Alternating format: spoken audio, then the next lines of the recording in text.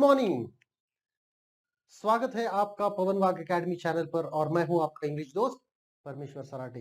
दोस्तों, unit 3.6 the concert by Shantarao, lesson हमने पूरी तरह से देख लिया है और अब हम आगे बढ़ने वाले हैं इस लेसन के इंग्लिश वर्कशॉप के साथ, है ना।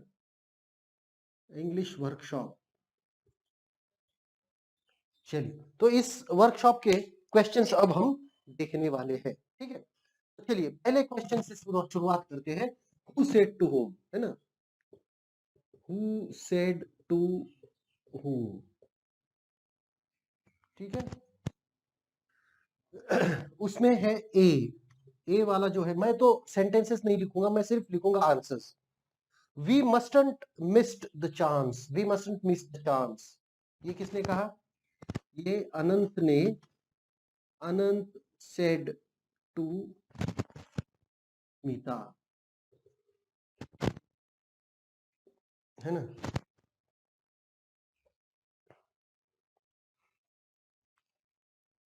This is not the last time we are going to play, ये किसने कहा? ये कहा मदर ने, है ना।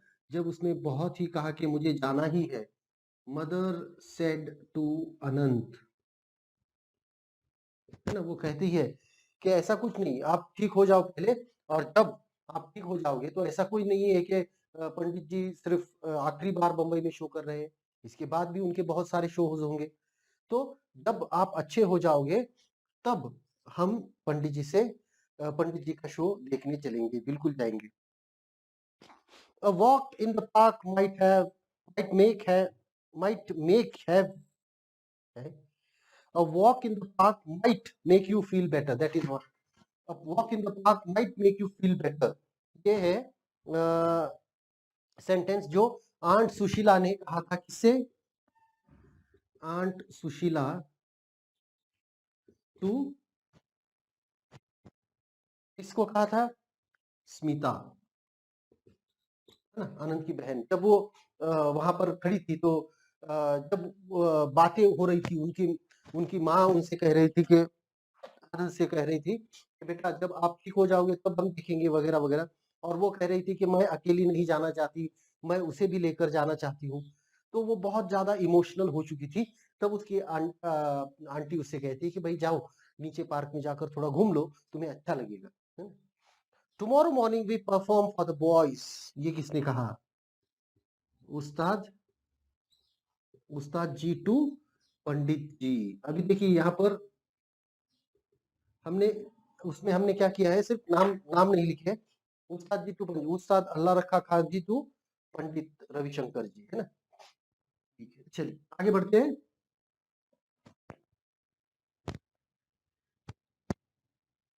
दूसरा सवाल, सेकंड क्वेश्चन। दूसरा सवाल क्या है? Read the following sentences and write which emotions are revealed from this. उनमें से कौन से इमोशंस हमें पता चलते हैं, इसके बारे में हमें लिखना है ना। क्वेश्चन नंबर 2, ठीक है, उसमें है a, Pandit Ravishankar playing tomorrow at Shanmukhananda auditorium. और वो, ये जो सवाल है, ये कहा है, मतलब ये जो वाक्य बोला है, ये वाक्य बोला है किसने? ये बोला है स्मिता ने, और वो अपने मन में ही बात कर रही है, अपने मन से ही बात कर रही है ना। और इसमें से क्या भावना हमें दिख रही है, दिखाई पड़ रही है? इसमें से हमें कौन सी भावनाएं दिखाई पड़ रही है? इसमें हमें उसकी जो उस प्रोग्राम को देखने की उसकी जो लालसा है, ईगरनेस है ना, eagerness to attend the programme, eagerness to attend the programme, कि चलिए मुझे देखना ही है। It's the chance of our life time, है ना।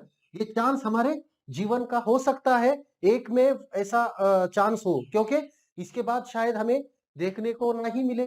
तो इसमें से क्या दिखाई पड़ रहा है? इसमें से दिखाई पड़ रही है उसकी और एक बार ईगरनेस, ईगरनेस, है ना। फिर did you see, did you did you hear him, इसमें क्या है? एक्साइटमेंट, इसमें हमें पता चलती है उसकी एक्साइटमेंट। वो जब प्रोग्राम से आती है तो अनंत उससे पूछ रहा है, क्या क्या तुमने प्रोग्राम देखा, क्या तुमने उनको सुना, ऐसा वो पूछ रहा है। It's not possible. जब वो पंडित जी और उस्ताद जी उनके घर आए थे तो बाकी लोग वहां पर खड़े हुए थे, वो कह रहे थे कि भाई ये पंडित जी, अरे ऐसा हो नहीं सकता। तो ये क्या है, ये कौन सी फीलिंग है, ये इमोशन ऑफ डिसबिलीफ है ना, डिसबिलीफ है। ठीक है, चलिए बढ़ते हैं आगे अगले सवाल के साथ। और अगला सवाल है क्वेश्चन नंबर 3, जो कि कुछ मीनिंग्स के बारे में हमें पूछना चाहता है। Read the extract carefully, you will find some words describing a particular speciality of the individual or personalities in the text.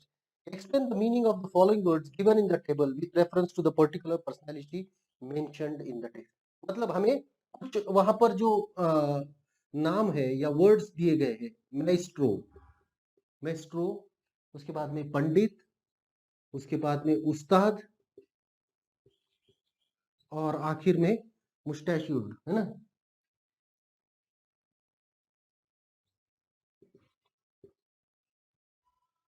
ओईडी, ओईडी है ना, मुस्टैच्यूड। चलिए, अब इसका मीनिंग क्या होता है, सबसे पहले तो इसके लिए कौन से पर्सनालिटी को वो नाम दिया गया है, मास्टर पंडित जी, है ना, पंडित रविशंकर जी, है ना, उस्ताद अल्लाह रखा, है ना, और मुस्टैच्यूड वो ऑर्गेनाइजर जो था, मैनेजर या ऑर्गेनाइजर जिसने ये प्रोग्राम ऑर्गेनाइज किया था। ठीक है, अब इसका मीनिंग हमको देना है कि ये मेस्ट्रो का मीनिंग होता क्या है। मेस्ट्रो का मीनिंग होता है कि मास्टर, कोई भी चीज में जो मास्टर होता है उसको माइस्ट्रो कहते हैं। मतलब पंडित रविशंकर जी जो थे वो सितार के मास्टर थे, इसलिए उन्हें पंडित, पंडित किसको नाम दिया जाता है, पंडित नाम दिया जाता है उसको जो व्यक्ति अपने काम में बिल्कुल माहिर हो, है ना, a person who is near perfect in his work, near perfect किस काम में, जो काम वो कर रहा है ना। अगर कोई व्यक्ति अपने काम में बिल्कुल एकदम आदर्श तौर पर वो काम करता है तो उसको पंडित कहा जाता है ना।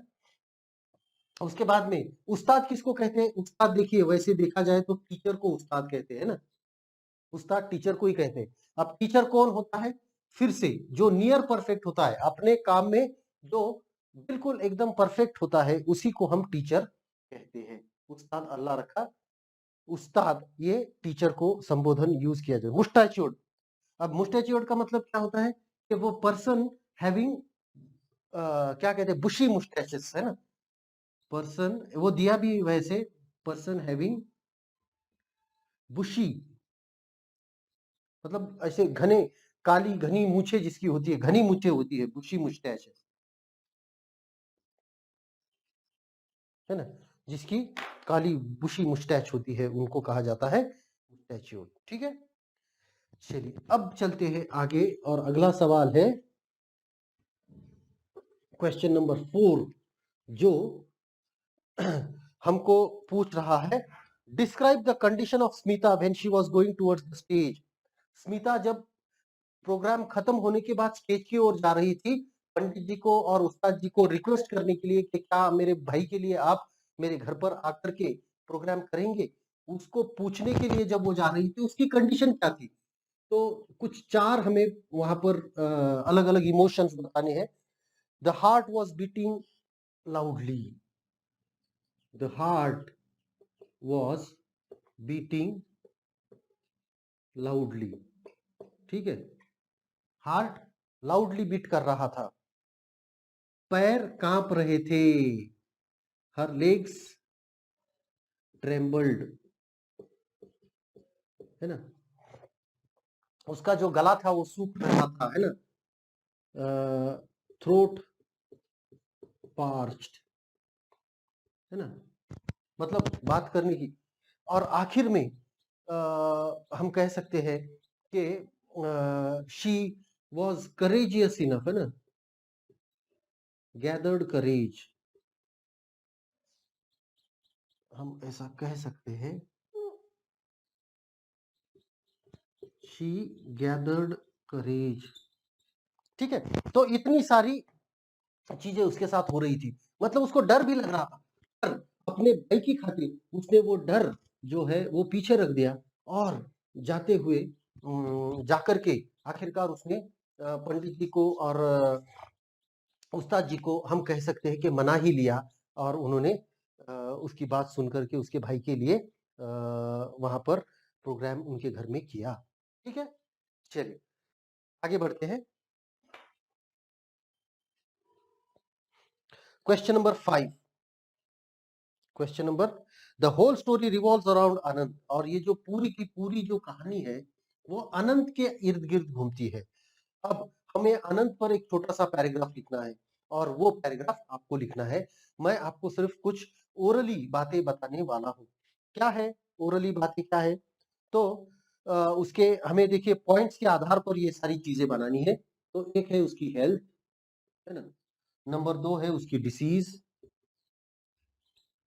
नंबर 3 है उसका इंटरेस्ट, अर्ली इंटरेस्ट, है ना। उसके बाद में डिजायर,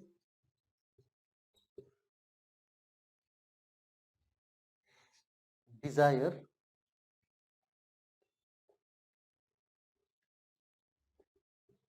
डिजायर और फुलफिलमेंट, है ना। ठीक है, फुलफिलमेंट ऑफ डिजायर और विश, है ना, यही चीज होती है। तो चलिए इसको मैं आपको बताता हूँ एक पॉइंट लेकर के। Anant was not a very healthy child. He had a problem, and the problem was his disease, cancer. He was suffering from cancer, and they had come to Mumbai to get the treatment from the best hospital in Mumbai. Okay. He, though was taken to the doctor, there was no, what we can say, there wasn't much relief provided to him, because the doctors had already said that he should be taken home because there is very little chance with him. So his disease was very in a critical stage where it was difficult for him to survive. ठीक है, दो चीजें हुए। Early interest, तो he was only 15 years old. He had been a table tennis champion of his school, and he was also a very good runner. So he was the champion. He was always interested in sports and games and was very good in sports. His early interest was sports. Secondly, then he developed interest in music, and he started taking sitar classes. He, along with his sister, when went to sitar classes, he had mastered sitar in a very little time, and his teacher was also surprised that he not only mastered sitar but also started making his own tunes on sitar, and that was something very extraordinary about Anand. Fulfillment of his, he was always he always desired to listen to Pandit Ravi Shankar playing live, and somehow he did not get a chance to do that, but finally when he was in Mumbai he got that chance, and it was a program only for him that was done by Pandit ji and Ustad Allah Rakha Khaji for him at his house, you know, at his place. This is what, how he fulfilled his wish or desire. ठीक है, चलिए तो ये आपको लिखना है, आपके शब्दों में लिखना है, आपको सेंटेंस कंस्ट्रक्शन करने हैं और आपको सारा चीज लिखनी होगी। ठीक है, चलिए question number 6। The story has 3 important characters, है ना। क्वेश्चन नंबर 6, 3 इंपॉर्टेंट कैरेक्टर्स कौन है? एक तो है स्मिता, दूसरा है अनंत, और तीसरी है आंट सुशीला, है ना। चलिए अब देखते हैं उनके the story has 3 important characters, Anand, Smita and Aunt Sushila. Go through the story again and complete the following table that highlights special traits of character, उनके जो गुण है उनको, उनके बारे में हमको strength, weaknesses, dream and motivation. Strength है, वीकनेस है, ड्रीम है और मोटिवेशन। ठीक है, अब बढ़ते हैं आगे। स्मिता की स्ट्रेंथ क्या थी? स्मिता की स्ट्रेंथ थी उसका करेज। वो बहुत ही बोल्ड लड़की थी, है ना। नहीं तो कोई इतने बड़े व्यक्ति के पास जाकर के इस तरह की बात नहीं करता कि मेरे भाई के लिए आप प्रोग्राम करो, है ना। ठीक है, ठीक है। अनंत का स्ट्रेंथ क्या था? उसकी विल पावर, है ना। अब तक तो वो विल पावर के सहारे ही जी रहा था। और आंट सुशीला की क्या थी? She was very kind. देखिए वो एक इंसिडेंट है लेसन में जहां पर स्मिता बहुत इमोशनल हो जाती है, तो आंट सुशीला उसे कह रही है कि बेटा जाओ थोड़ा सा पार्क में घूम कर आओ, थोड़ा सा आपको अच्छा लगेगा, है ना। ठीक है। वीकनेस क्या है? वीकनेस है, देखिए स्मिता तो इमोशनल है। हिज वीकनेस इज, आनंद की वीकनेस क्या है? उसकी हेल्थ, है ना। आनंद की हेल्थ उसकी वीकनेस है। आंट सुशीला की वीकनेस क्या है? उनकी वीकनेस हमको लेसन में कहीं पर भी कोई दिखाई नहीं दे रही है। अब बात करते हैं, क्योंकि आंट सुशीला का ड्रीम भी नहीं है और आंट सुशीला का मोटिवेशन भी हमको पता नहीं है। ठीक है, इसका ड्रीम क्या है स्मिता का? कि उसके भाई को फिर से एक बार वो फिट देखना चाहती है, फिर से एक बार अच्छा होकर के फिर से वापस अपने गांव को वो ले जाना चाहती है। तो wants her brother to be fit again, है ना। फिर से वो फिट देखना चाहती है। इसका ड्रीम क्या है? इसका ड्रीम है पंडित जी को लाइव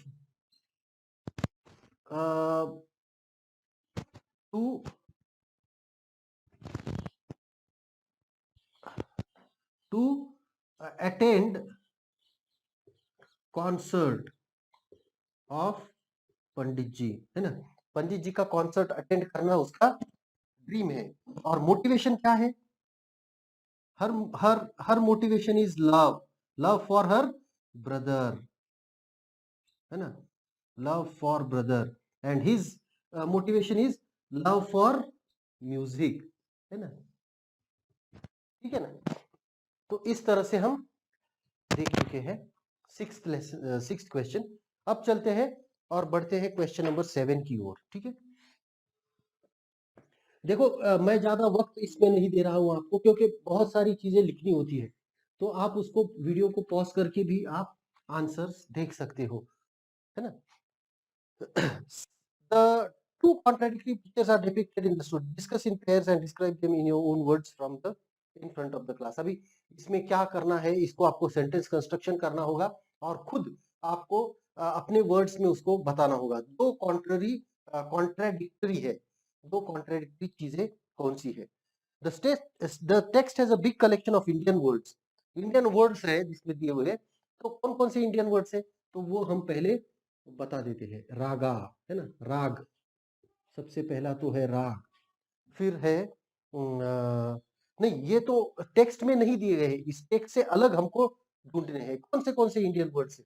जैसे गुरु एक वर्ड आता है, हमेशा वो यूज किया जाता है। या फिर सितार, है ना, हो जाता है तबला। ये सारा पांचवा है, उसको कह सकते हैं हम काम, है ना, कर्मा, कर्मा जिसको हम कहते हैं ना, कर्म, है ना। और ये काम का मीनिंग अलग होता है ये इंग्लिश में। इसको कहते हैं जैसी करनी वैसी भरनी, हम कहते हैं ना, उसको कहते हैं जैसी करनी वैसी भरनी, है ना। जैसी करनी वैसी भरनी का मतलब होता है कर्म, मतलब आप जो करोगे वही आपको मिलेगा, वही आपके पास लौट कर आएगा। तबला क्या होता है? एक म्यूजिकल इंस्ट्रूमेंट, है ना। सितार भी एक म्यूजिकल इंस्ट्रूमेंट। गुरु मतलब होता है टीचर। अब देखिए इंग्लिश में इसका मीनिंग क्या होता है गुरु का? इंग्लिश में इसका मीनिंग होता है somebody who is near perfect, और क्या कह सकते हैं कि somebody who is very expert, somebody who is expert in his field, है ना। राग क्या होता है? नोट्स, है ना, अरेंजमेंट ऑफ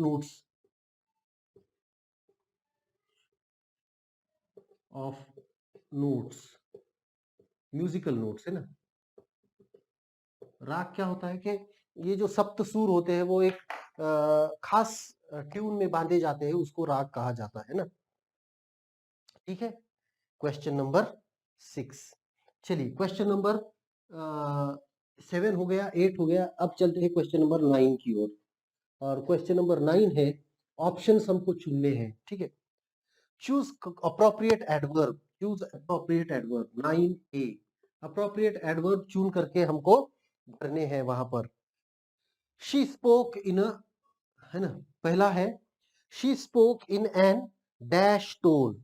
अब हमको दिया गया है ऑप्शन एक्साइटेड और एक्साइटेडली, तो उसका आंसर है एक्साइटेड टोन, है ना। She spoke in an excited tone. Smita accepted the suggestion grateful और ग्रेटफुली।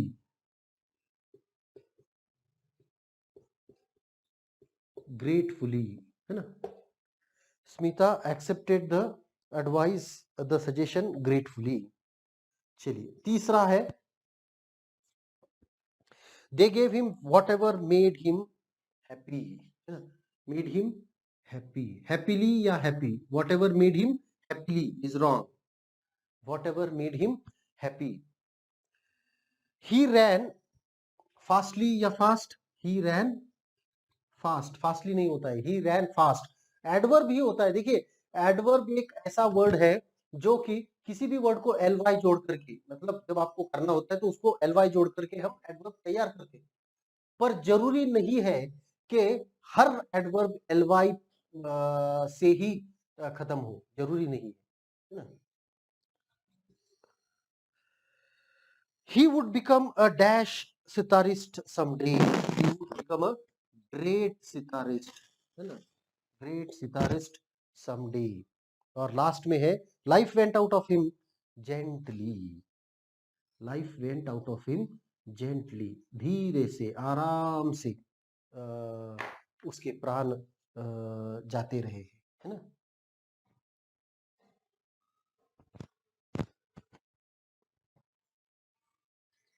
चलिए आगे बढ़ते हैं। Rewrite in indirect speech. चलिए इनडायरेक्ट स्पीच में लिखना है, क्या है? Please she begged him please come. उसने रिक्वेस्ट की, उसने भीख मांगी, है ना, इस तरह से। She begged please come. Okay, she begged him to come, she begged him to come. Okay, ठीक है ना। ये है 1 सेकेंड का। चलिए मैं आंसर्स लिख रहा हूं सिर्फ, है ना। She begged him to come. He said, what shall we do, Ustad Sahib? He said, what shall we do, Ustad Sahib? He asked Ustad Sahib what they should do, है ना। He asked Ustad Sahib what they should do. ठीक है, चलिए अब बढ़ते हैं आगे। और तीसरा सेंटेंस है, her brother said enjoy yourself, he added lucky you, है ना। her brother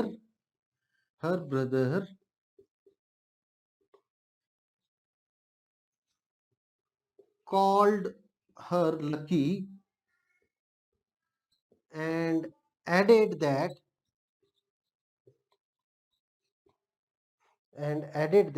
अरे अरे added that he should enjoy, he should enjoy, है ना? ठीक है। और फोर्थ है, yes Pandit ji replied, it's settled then, tomorrow morning we shall perform for the boy, है ना। पंडित जी replied positively that they would that they would perform for the boy perform for the boy the next morning, ठीक है। पंडित जी replied positively that they would perform for the boy the next morning, ठीक है। तो ये रहे सवालों के जवाब, क्वेश्चन नंबर 9B। चलिए बढ़ते हैं आगे, अब देखते हैं अगला सवाल क्या है। और ये जो सवाल होगा वो सवाल हमने ऑलरेडी बहुत बार किया है। The text mention names of stalwarts like Pandit Ravishankar and उस्ताद अल्लाह रखा, both have earned worldwide name and fame for their outstanding contribution to the field of music. Form groups of 5 students each, तो ये एक्टिविटी है, ये हम नहीं कर सकते हैं। And write a brief note on other stalwarts in the music. Music के बारे में जो कोई भी है, देखिए मैं नाम आपको यहाँ पर बता देता हूँ, इस पर आप जाकर के अभी आगे जाकर के लिख सकते हो। नाम क्या होगा? नाम देखिए उस्ताद अल्लाह रखा खां के बेटे ही है उस्ताद जाकिर हुसैन, ठीक है। या फिर बांसुरी वादक है पंडित हरिप्रसाद चौरसिया, या फिर संतूर वादक है रविशंकर जी, है ना। तो रविशंकर नहीं, शिव कुमार शर्मा, है ना। तो ये सारे नाम हैं, तो इनका आप हेल्प लेके उन नामों के बारे में थोड़ा सा जान करके उनके बारे में लिख सकते हो। You are imagine that you are the monitor of class. You are assigned to task to invite a classical singer as the chief guest for the annual day program. Write a letter inviting the person. उनको letter लिखना है। Letter हमने इसके पहले भी देखे हैं, ठीक है। तो आशा करता हूँ ये जो हमारा वर्कशॉप का क्लास था ये आपको समझ में आया है, वीडियो आपको पसंद आया है। वीडियो पसंद आया है तो लाइक जरूर कीजिएगा, दोस्तों के साथ शेयर करना मत भूलिएगा, और पवन बाग एकेडमी को सब्सक्राइब करें ताकि ऐसे नए नए वीडियोस आपको मिलते रहे। Thank you very much, good bye.